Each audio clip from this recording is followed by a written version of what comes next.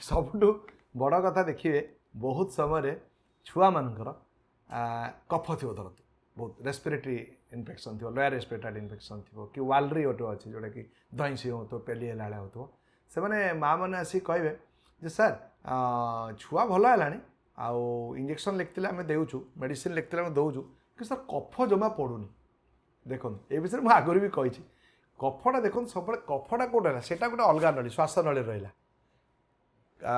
खाद्य नली कौन खाद्य नली श्वास नली दुटा अलग तो सब माइंड रोचे कफ पड़े मैंने झाड़ा बाटे कफ गुड़ा पड़ज देखो आज्ञा आंटीबायोटिक्स खाइले बेले पतला झाड़ा हुए फेणे फेणे झाड़ा हुए जहाँ इंजेक्शन दौ था डाक्तर भाई मैंने कि आमर आंटीबायोटिक्स सिरप दे था जेटा भी दे था से आंटीबायोटिक्स एफेक्ट पतला झाड़ा हुए टे फेड़ फेड़ होकर म्यूकस पड़े आपण मैंने भावती से गोटे गोटे कफ बाहरीगला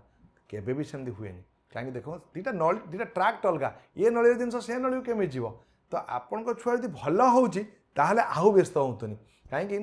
कफ एब्जर्व हो कफ जो प्रत्येक दिन अर्गानिजम गुड़ा तैयारी करते से बंद होती थी एब्जर्व हो सो धीरे धीरे रिकवरी स्टेज को पड़े जे कौन जगह गोटे इंजुरी होती से मतलब हिलिंग हम ना सेटा हिलिंग हो जाए तो केबे भी आप आंटीसिपेट करके पैनिक होकर बहुत समय पड़े सर सब ठीक अच्छे कि कफ गुड़ा पड़ानी से लंग्स भर रही फिर बेसी आहरी कफ हेन तो से आम सर आज दौड़िकी आसलु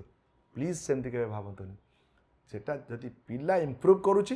तो आपड़ आउ कि व्यवस्था हो देखो ये सब मेडिकल साइंस पाठ आपड़ कहीं निजे एनालिसिस कर सब्जेक्ट एनालिसिस करूँ ट्रिटमेंट पार्ट रे एनालिसिस कले आप कन्फ्यूजन हे आजिकल जो Google and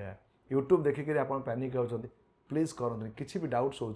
go to authorised person go to आप पेडियाट्रिशियन गो टू आप डॉक्टर्स सहित कथा माइंड क्लारिटी नियंतु आमती रंग कनसेप्शन नहीं छुआ को ड्रग मिसयूज करते